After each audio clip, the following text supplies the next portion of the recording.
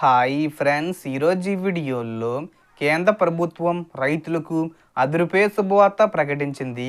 So Modi గారు PM Kisan 21 విడత డబ్బులను విడుదల చేయబోతున్నారు. అలాగే ఎవరైనా ఈ పథకానికి కొత్తగా అప్లై చేసుకోవాలనుకుంటే అప్లై చేసుకోవచ్చు. కొత్తగా అప్లై చేసుకోవడానికి ఏ డాక్యుమెంట్స్ కావాలి, ఈ 21 విడత డబ్బులను ఎప్పుడు విడుదల చేస్తారు ఏంటి, దానికి సంబంధించిన పూర్తి ఇన్ఫర్మేషన్ ఈ వీడియోలో తెలుసుకుందాం. సో పీఎం కిసాన్ 20 విడత పూర్తిగా విడుదలైన సంగతి అందరికీ తెలిసిందే.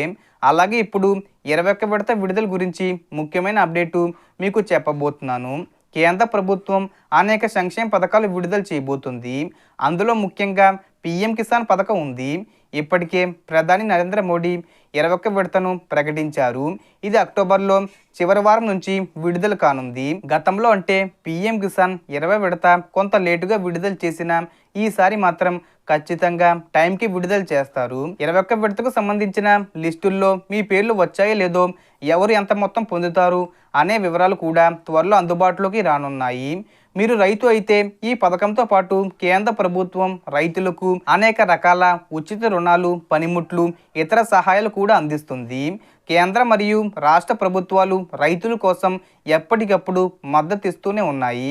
సో పీఎం కిసాన్ పథకానికి కొత్తగా అప్లై చేసుకోవాలనుకునే వారు ఎవరైనా ఉంటే ఆన్లైన్లో అప్లై చేసుకోవచ్చు. అందుకు మీ ration card, Aadhaar card, mobile number అవసరం అవుతాయి.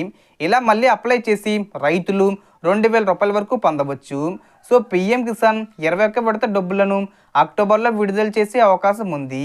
ఆ లోపు ఎవరైనా కొత్తగా అప్లై చేసుకోవాలనుకుంటే అప్లై చేసుకోవచ్చు.